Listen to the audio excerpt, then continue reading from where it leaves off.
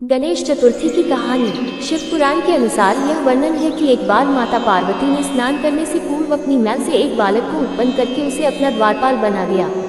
शिवजी ने जब प्रवेश करना चाहा तब बालक ने उन्हें रोक दिया।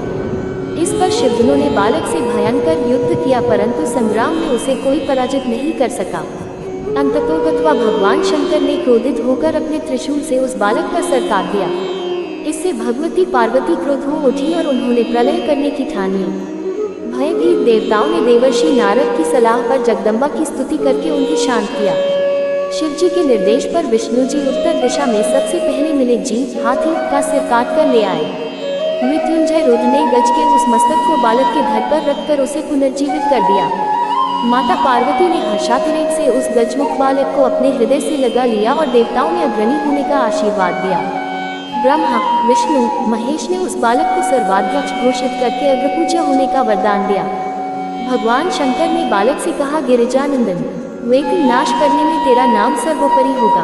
तू सबका पूज्य बनकर मेरे समस्त गुणों का अध्यक्ष हो जा। गणेश्वर, तू भाद्रपद मास के कृष्ण पक्ष की चतुर्थी को चंद्रमा के उदित होने पर उत्पन्न हुआ है। इस तिथि में व्रत करने वाले के सभी विघ्नों का नाश हो जाएगा और उसे सब सिद्धियां प्राप्त होंगी।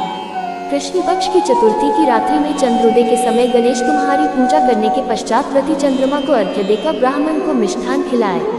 तदोपरांत स्वयं भी मीठा भोजन करे। वर्ष पर्यंत श्री गणेश चतुर्थी का व्रत करने वाले की मनोकामना अवश्य पूर्ण होती है। कथा के अनुसार एक बार भगवान शंकर और माता पार्वती नर्मदा नदी के निकट बैठे थे। वहां देवी पार्वती ने भगवान भोलेनाथ से समय व्यतीत करने के लिए चौपक खेलने को कहा।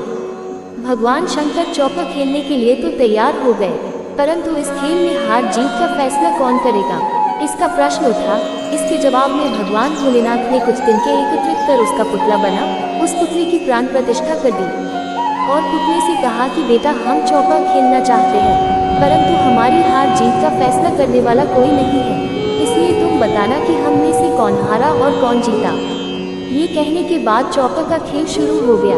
खेल 3 बार खेला गया और संयोग से तीनों बार पार्वती जी जीत गई। खेल के समाप्त होने पर बालक से हार जीत का फैसला करने के लिए कहा गया, तो बालक ने महादेव को विजयी बताया।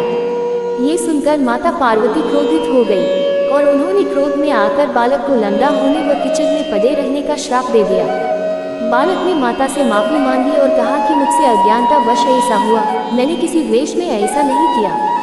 बालक की क्षमा मांगने पर माता ने कहा कि यहाँ गणेश पूजन के लिए नाग कन्याएं आएंगी, उनके कहे अनुसार तुम गणेश व्रत करो, ऐसा करने से तुम मुझे प्राप्त करोगे। ये कहकर माता भगवान शिव के साथ कैलाश पर्वत पर चली गई।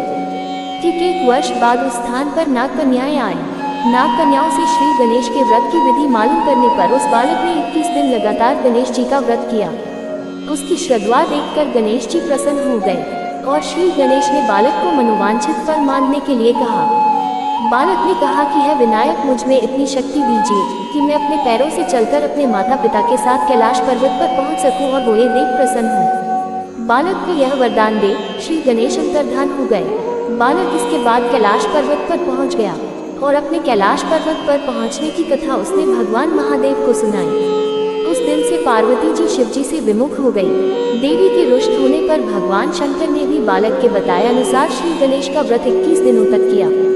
इसके प्रभाव से माता के मन से भगवान भोलेनाथ के लिए जो नाराजगी थी वह समाप्त हुई। यह व्रत विधि भगवान शंकर ने माता पार्वती को बताई। ये सुन माता पार्वती के मन में भी अपने पुत्र कार्तिकेय से मिलने की इच्छा जागृत हुई।